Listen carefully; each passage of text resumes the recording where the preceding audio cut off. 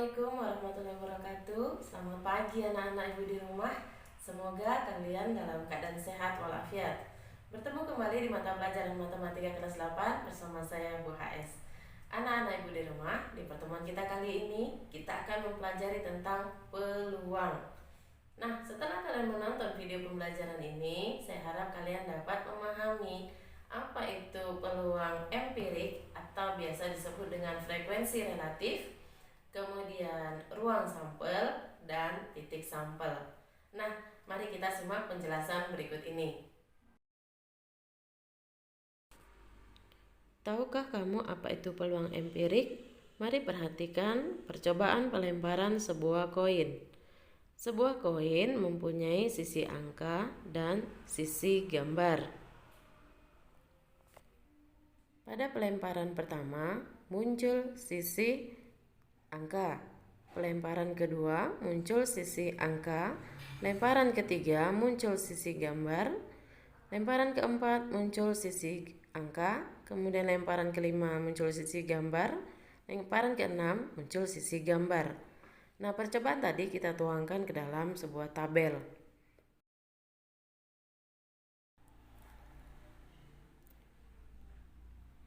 Munculnya sisi angka pada turus tadi kita dapat 3, dan banyaknya percobaannya yaitu 6, maka nilai peluangnya adalah 3/6, atau kita sederhanakan sama dengan 1/2. Kemudian munculnya sisi gambar, kita peroleh tadi 3, dari banyaknya percobaan 6, maka nilai peluang munculnya gambar adalah 3/6, atau sama dengan 1/2. Maka kesimpulannya adalah peluang empirik atau frekuensi relatif adalah perbandingan antara frekuensi kejadian atau NA terhadap percobaan yang dilakukan atau NS, atau bisa dikatakan juga sebagai peluang yang dihitung berdasarkan hasil percobaannya. Rumus, peluang kejadian A sama dengan jumlah kejadian A per jumlah seluruh kejadian atau percobaan. Contoh, berikut adalah kejadian yang muncul dari melambungkan sebuah koin sebanyak 15 kali. Berapakah peluang empirik munculnya sisi angka? Penyelesaiannya diketahui NA-nya adalah, munculnya angka ada berapa kali? Kita hitung. 1, 2, 3, 4, 5. Banyaknya percobaan ada 15 kali percobaan. Yang ditanya, peluang kejadian munculnya sisi angka sama dengan NA per NS sama dengan 5/15. Kita sederhanakan menjadi 1/3. Nah, sekarang kita belajar tentang ruang sampel, yaitu himpunan semua kejadian yang mungkin dari suatu kejadian atau percobaan. Titik sampel yaitu masing-masing kejadian dalam ruang sampel, atau disebut juga anggotanya ruang sampel ya. Perhatikan contoh berikut. Pada pelemparan sebuah uang logam, tentukanlah ruang sampel, titik sampel, dan kejadiannya. Ruang sampel untuk sebuah uang logam atau koin adalah angka atau gambar. Kemudian titik sampel adalah anggotanya si ruang sampel, yaitu angka dan gambar. Maka banyaknya atau N dari ruang sampel atau S sama dengan 2, yaitu angka dan gambar. Kejadian yang mungkin yaitu yang pertama munculnya angka, yang kedua munculnya gambar. Kali ini pelemparan 2 koin. Yang pertama koin merah, yang kedua koin kuning. Jika koin merah muncul angka, maka kemungkinan koin kuning muncul angka atau gambar. Jika koin merah muncul gambar, maka kemungkinan koin kuning muncul angka dan gambar. Dengan demikian kita dapat titik sampelnya yaitu angka-angka, kemudian angka gambar, kemudian gambar angka, dan gambar-gambar. Ruang sampel dari percobaan tersebut adalah angka-angka, angka gambar, gambar angka, dan gambar-gambar. Banyaknya ruang sampel adalah 4. Dan yang menjadi anggotanya itu adalah titik sampel. Yang kedua yaitu pelemparan 3 koin. Koin pertama koin merah, kemudian koin kuning, lalu koin biru. Nah, ini tinggal melanjutkan saja ya. Dapatkan kemungkinan untuk koin merah dan koin kuning. Sekarang kemungkinan untuk munculnya koin biru yaitu kita tinggal tambahkan angka gambar di akhirnya ya. Kemudian angka gambar, dan angka gambar. Dengan demikian kita dapatkan titik sampelnya yaitu angka,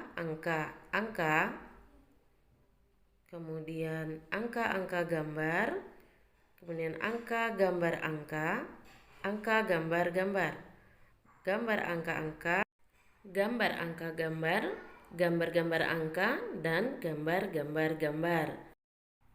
Dengan demikian kita dapatkan ruang sampelnya dengan jumlah yaitu sama dengan 8. Di sini kita dapat simpulkan, perhatikan NS sama dengan 4 dengan koin yaitu sisinya ada 2 menjadi 2 pangkat 2. Kenapa pangkat 2? Karena koinnya ada 2 menjadi 2 pangkat 2 sama dengan 2 kali 2. Kemudian 8 itu sisinya ada 2, kemudian koinnya ada 3, jadi 2 pangkat 3 sama dengan 2 kali 2 kali 2 sama dengan 8.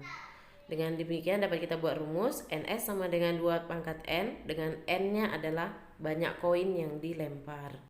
Ya, sebagai catatan, rumus ini hanya berlaku pada koin aja ya.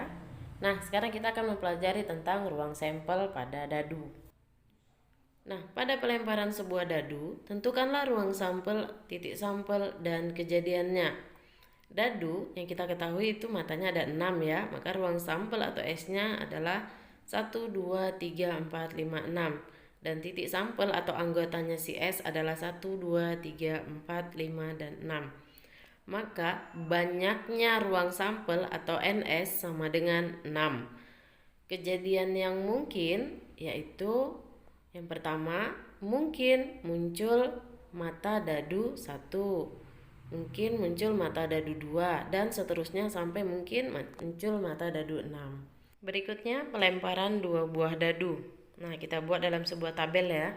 Dadu yang pertama itu yang berwarna biru, kita beri angka 1, 2, 3, 4, 5, 6. Kemudian dadu yang kuning itu yang dadu kedua.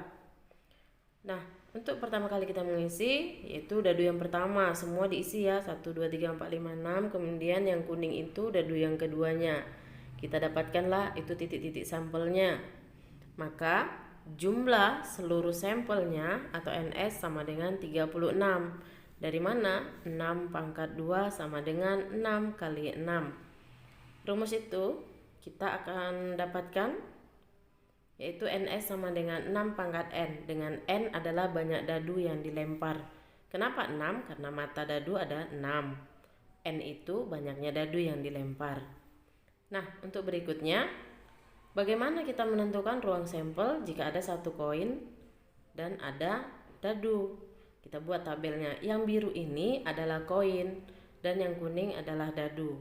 Koin kemungkinan munculnya adalah sisi angka atau gambar. Sedangkan dadu 1, 2, 3, 4, 5, dan 6. Kemudian kita tulis dulu sisi dari koin, lalu sisi dari dadu. Diperoleh NS atau banyaknya anggota ruang sampel sama dengan 12.